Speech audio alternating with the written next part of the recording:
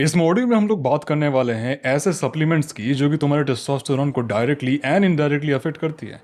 And trust me, supplement तो उन्हें help करने वाली है जिनका लाइफस्टाइल पहले ठीक हो। और लाइफस्टाइल के बारे में मैंने मॉड्यूल 2 में बहुत सारी चीज़ें बताई हैं। ऐसी चीज़ें जो तुम्हें करनी है, ऐसी जो तुम्हें नहीं करनी है, लेकिन उसमें मैक्सिमम नेगेटिव चीज़ें डिस्कस हुई है। लाइफस्टाइल के ऊपर तो एक डेडिकेटेड मॉड्यूल बनाना ही चाहिए, जो कि तुम्हें आगे मिल जाएगा। सबसे पहला सप्लीमेंट है जिसके बारे में मॉड्यूल 2 में बात भी करी है, वो है ashwagandha, specially the KSM66 variant. इसका क्लिनिकल नेम है विधानिया सोमनीफेरा। विधानिया सोमनीफेरा। अगर किसी केमिस्ट का दुकान में जा रहे हो तो इसे ये बोल सकते हो, या फिर तुम सिंपली KSM66 वाला वेरिएंट मांग लो, तुम्हें दे देगा। लेकिन इससे पहले ब्लड टेस्ट रिकमेंडेड है। अश्वगंधा को इतनी भी क्रिटिकल चीज नहीं है, लेकिन फिर भी just for your peace of mind करवा लेना एक बार।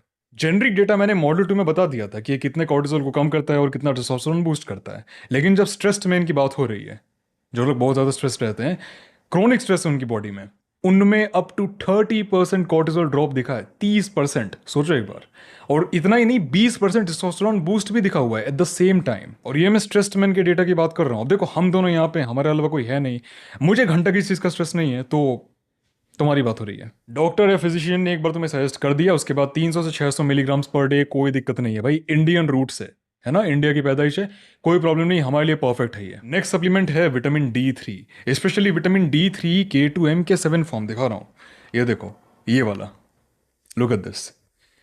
अब इसके लिए भी ब्लड टेस्ट रेकमेंड करता हूं मैं, क्योंकि इंडिया जो है ना, ये बहुत ही नोटोरियसली फेमस है विटामिन D3 के डेफिशिएंसी के लिए। 99% लोग यहाँ पे विटामिन D3 डेफिशिएंट हैं। इनको सनलाइट से पता नहीं, अलग ही एलर्जी है भाई। सनलाइट में ना मुझे टैनिंग हो जाएगी, मैं काला हो जाऊंगा।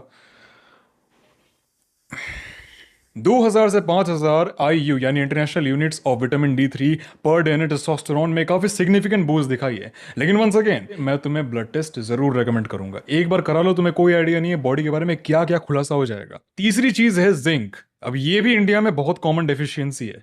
15 से 30 milligram per day completely fine है, मैं तो कहता हूँ परफेक्ट अमाउंट है। ये देखो, मैं कौन सा जिंक यूज करता हूँ, जिंक इन पिकोलेट फॉर्म। अब मैं इससे पहले भी ब्लड टेस्ट रेकमेंड करना चाहता हूं, क्योंकि एक बार अगर ब्लड टेस्ट हो गया, तुम्हें पता चलेगा कि कितनी डेफिशिएंसी है, और तुम्हें फिजिशियन उसके हिसाब से रेकमेंड कर देगा। तुम्हारी बॉडी में प्रोटीन सिंथेसिस होता है जिससे तुम्हारे मसल्स बनते हैं, वैसे ही जिंक तुम्हारी बॉडी में टेस्टोस्टेरोन सिंथेसिस को डायरेक्टली अफेक्ट करता है, सपोर्ट करता है। अगर उसकी कमी हो तो बहुत दिक्कत होती है, बहुत ज्यादा। लास्ट चीज है मैग्नीशियम, स्पेशली साइट्रेट या ग्लाइसिनेट वाला फॉर्म दिखाता हूँ, ये वाला। ये देखो, मैं ग्लाइसिनेट वाला फॉर्म यूज करता हूँ, साइट्रेट भी यूज कर सकते हो, कोई दिक्कत नहीं है। ये भी तुम 300 से 400 मिलीग्राम पर डे यूज करोगे, कोई दिक्कत नहीं है। इसके लिए भी मैं रेकमेंड करता हूँ ब्लड टेस्ट करा लो, लेकिन ये कुछ उतना भी वो नहीं है, ठीक है, कंज्यूम कर सकते हो, कोई दिक्कत नहीं है। मैं तुम्हें एक बोनस देना चाहता हूँ, जिंक के साथ अगर मैग्नीशियम को सोने से पहले यानी आफ्टर डिनर और सोने से 1 घंटे पहले कंज्यूम करते हो, फॉर एग्जाम्पल इन दोनों को अगर कंज्यूम करते हो, तो ये दोनों एक दूसरे के फेवर में काम करते हैं। जिंक तुम्हारे टेस्टोस्टेरोन लेवल्स को और कॉर्टिसोल लेवल को मैनेज करता है, और मैग्नीशियम तुम्हारे स्लीप को मैनेज करता है। मैग्नीशियम तुम्हारे स्लीप को, मैग्नीशियम इनडायरेक्टली तुम्हारे स्लीप को अफेक्ट करता है। और स्लीप के बारे में मैंने मॉड्यूल 2 में बात करी है, कितना इंपॉर्टेंट है तुम्हारे टेस्टोस्टेरोन के लिए। वंस अगेन, सप्लीमेंट सिर्फ 30% है, द रियल 70% इज लाइफस्टाइल, कि तुम जी कैसे रहे हो, तुम्हारा दिनचर्या कैसा दिखता है। अगर वो शुदा हुआ है तो कुछ नहीं होगा इससे।